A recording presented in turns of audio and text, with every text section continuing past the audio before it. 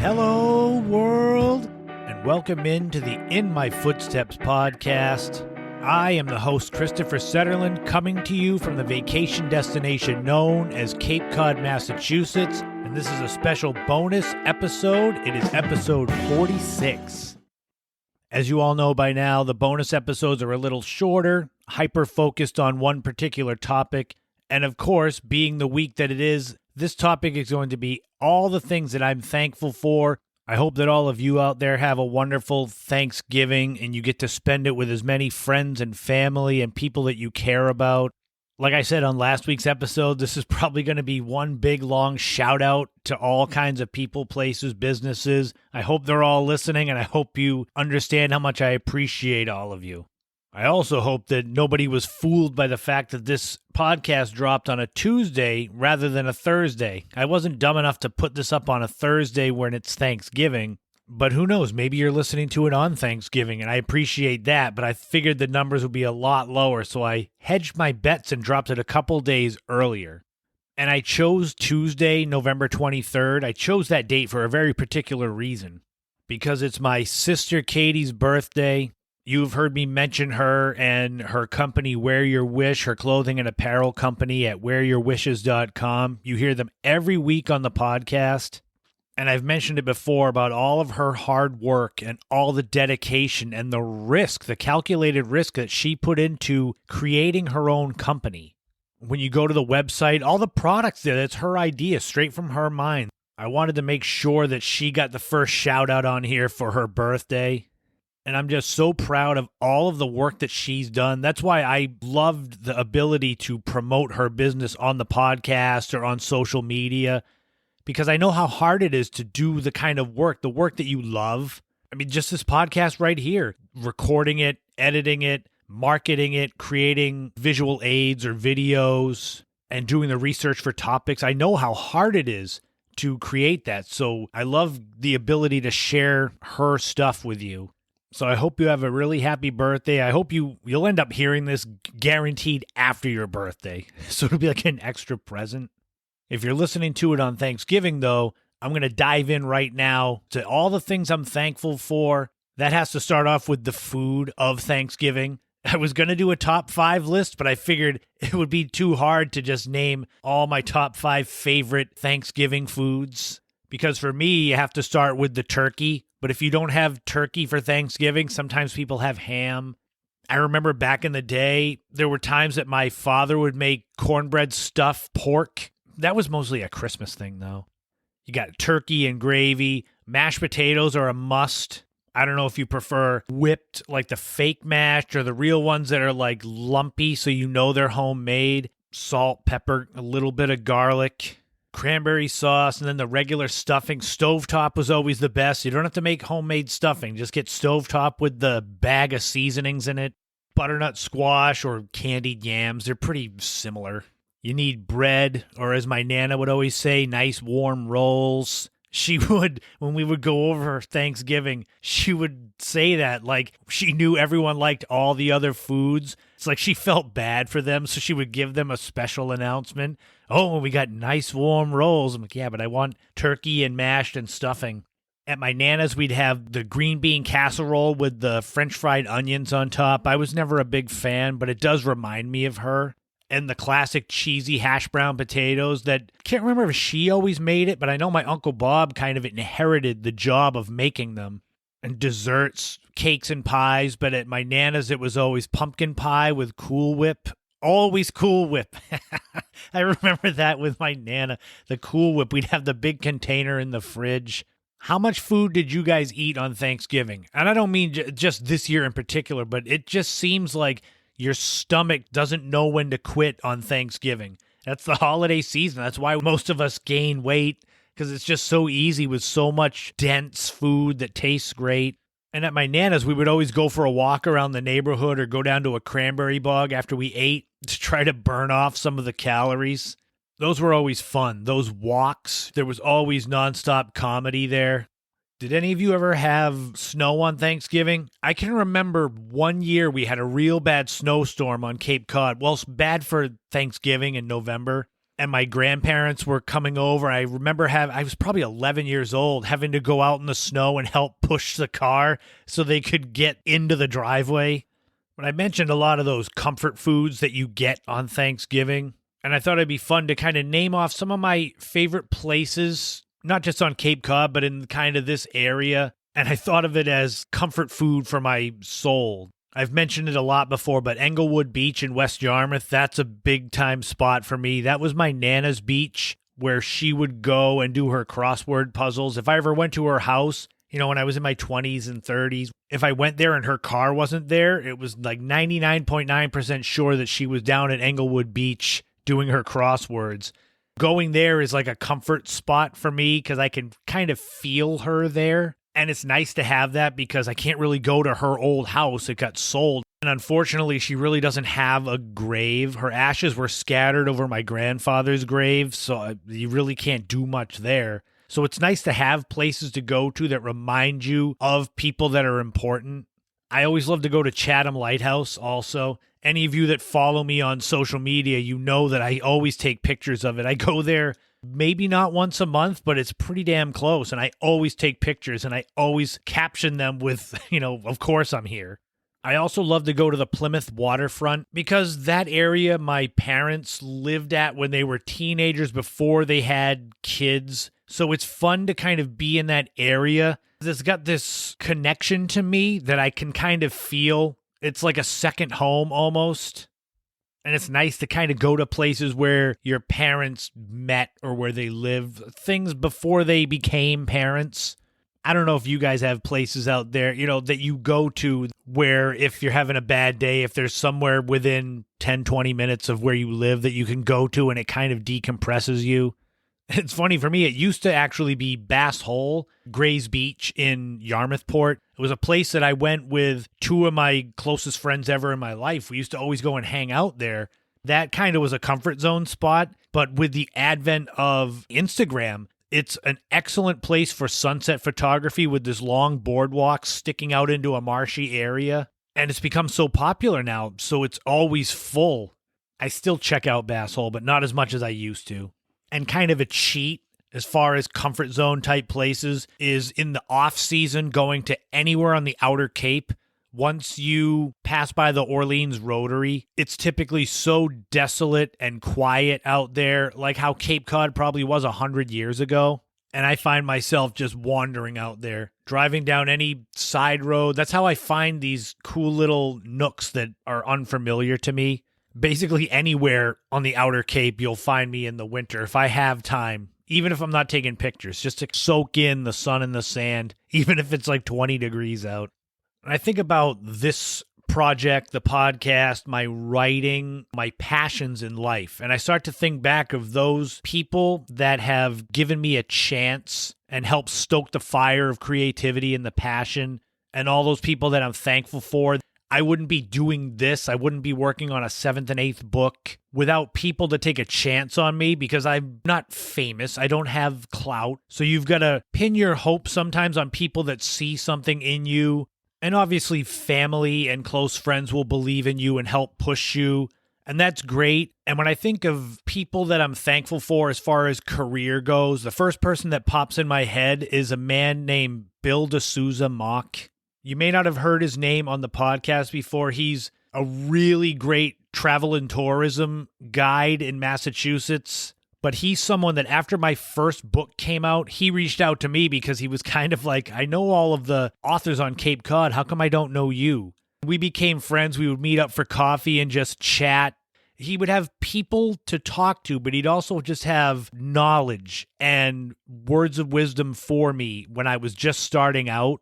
And as I went on with books, the second and third books about Martha's Vineyard in Nantucket, he was there to help with tickets on the ferry and sometimes passes for the car and places to stay, places to eat. My historic restaurants of Cape Cod book wouldn't be a thing if it wasn't for Bill. It's in the book and it's in every book that's come since that this book wouldn't exist without him because he put in the word for me with Arcadia Publishing. They were looking for someone to do that kind of book, and he recommended me. That wouldn't have just come to me. I wouldn't have known where to look. So I've always been deeply thankful and grateful to Bill for kind of taking a chance on me. He didn't have to do all those things to help me cement my name, at least in the area. I'm also really grateful to the Osterville Village Library because that's where I did my first event. They kind of took a chance on me in 2014. Just some no-name kid, local author with a Cape Cod travel guide, and they allowed me the chance to have this amazing first book event where my grandpa was the first person there. He was waiting for me when I got there, and he was so proud, and I was able to show him, look, your belief in me, Grandpa, I got to hear. Even if I don't do anything more, I have an event that people are going to come to see me about something I did, and it wasn't just all family. People took time out of their day to come to an event of something that I did. And that's where it comes from when I talk about on the podcast, thanking people for taking a minute to listen to this. That's sincere because this right now, what I'm recording, it's fun. It's something I love to do and I enjoy. Just like with my books or with any of my blogs, if you take a minute and you read my stuff, it's amazing. This is all out of my head and you don't have to do it. Nobody out there has to listen to this, but you do, and I'm so grateful. There are so many others, and I'm trying to keep this bonus episode short. It's got to fit a certain time frame, but there's other places that have helped me immensely on the way. Places like the Wequassett Resort in East Harwich, they bought copies of my first book for all of their rooms. They're the only 5-star resort on Cape Cod. You don't know what that does for you. And I'm sure all of you out there listening, you have those people, places that have helped you to get to wherever you're at, whatever you're doing. So hopefully you appreciate them and this gets you thinking about them. But to me, most important are the family and friends that have been there for me throughout my life. Even those that have come and gone, I still appreciate and I don't want to leave anyone out.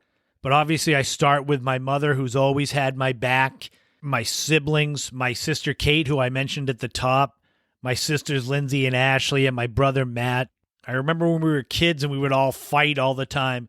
And Mom would say, someday when you guys grow up, you're going to be all each other has. And she would also say, when you grow up, you're all going to be friends. And we'd just be like, no, we won't. And here it is now. I'm in my mid-40s and my siblings are my closest friends. It also doesn't hurt that they gave me 3 nieces and 3 nephews that just basically made the last 20 plus years of my life worthwhile. As I got older, having nieces and nephews, because I doubt I'm going to have any kids of my own, but having them was just like refreshing my soul and made getting older not as bad. Kaylee was the original. I always called her Ducky, but when she got older, she didn't like it. And then I don't know if you mind it now as much as you did back then. And then Emma was always E. I can still call her that because that's not a bad nickname. And then came Liam, and he's now 15 and way taller than me. And it's amazing to see the boys become men. My nephew Landon now the same way. They get like the teenage boy mustaches and grow their hair out. I had a goatee in high school, so I can't say anything. And Luke, he was the littlest one for the longest time. He always had these cute blonde curls. I always loved his hair. If my hair looked like his, I would grow it back out, but it doesn't. And then little Sylvie came along, and she's not even 3 years old yet. It's another one where I could easily be diving into a midlife crisis, but seeing her and getting to spend time with her usually once a week, it helps kind of keep my soul young. I'm so thankful to have all of them, even if as they get older, they don't really want to spend time with their crazy uncle. I mean, I was the same way, but maybe it'll all come back around when I'm in my 60s. You'll take pity on me and come visit when I'm in the nut house. And there's my father. Some people say I've inherited my voice, my speaking voice, and my sense of humor from him. So if you don't like my dry, sarcastic wit, that's who you can blame. My father's side of the family, my Nana would say we were sharp. I guess that was like a biting sense of humor. My Uncle Bob, my Uncle Eric, Aunt Susie, Aunt Emma, and my cousins, Patrick and Ryan and Tracy down in Florida. We didn't have that many get-togethers as a family because Tracy's in Florida, but those were always good times. And more recently, the holidays, we've been over at my Aunt Kelly's house on my mother's side of the family, and it's so great to get to spend time with her, Uncle Keith. Sarah and little Keith. He's not little anymore, the best runner in the family, although my Uncle Steve might have something to say about that. But, there's plenty of time. He's in his late 60s, Keith. So, you got almost 40 years to go. My Aunt Amy and Uncle John, I'll probably see you guys on Thanksgiving, hopefully. And maybe we'll see Cousin Kathleen again. Hopefully on Christmas, it'll be another fun family get-together. But it goes way beyond the family and family get-togethers. There's been so many good friends currently and in my life so along the way. As I get into my 40s, I appreciate those people so much more. When I talk about friends, I can't start without my buddy Steve. You've heard me mention him so much on here with our photography trips, but just being a good man and a good friend. He's one of those I know I can count on if I ever need him, and vice versa. Whether it's putting in a dock or getting up at 3 a.m. to go drive to Maine. And speaking of Maine, I couldn't leave out my friend Shayna. We go back a long ways, almost 25 years. And, I go out of my way to come and visit up in Maine. Granted, not this year, but still. She's another I'm so proud of because she's gotten into fitness and personal training now, and she's helping people. And that's just excellent. That just shows who she is. And Deanna and Michael, who have put up with my craziness for over 10 years, whether it's sitting in the basement when we get a tornado warning. Those are always like classic fun times. And I know I'm going to end up missing people when I get to the friends. I don't have anything written down. I'm just trying to think off the top of my head. People that I'm really thankful for. Barry and John, we go back forever. Barry and I go back 35 years. He gets mentioned a lot. John doesn't as much, and that's not because I don't love him and think he's like my brother. He's in LA and he's in video games, and he makes video games. He made them back in the 90s when I was like, what are you doing with this computer stuff? And then he ends up working on World of Warcraft and stuff, and I'm like, oh my God, I guess you knew what you were doing.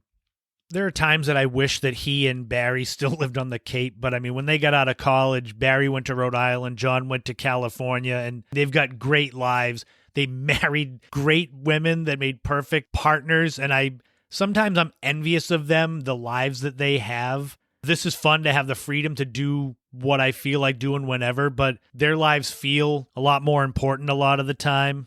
And there's others that I'm so grateful for. People like Kaylin, Coach KO, Tornado of Sunshine, just someone that brings so much light and goodness and joy to wherever she goes. There was no wonder why I would bring you in to work at Mind, Body, Spine and the new gym that's opening.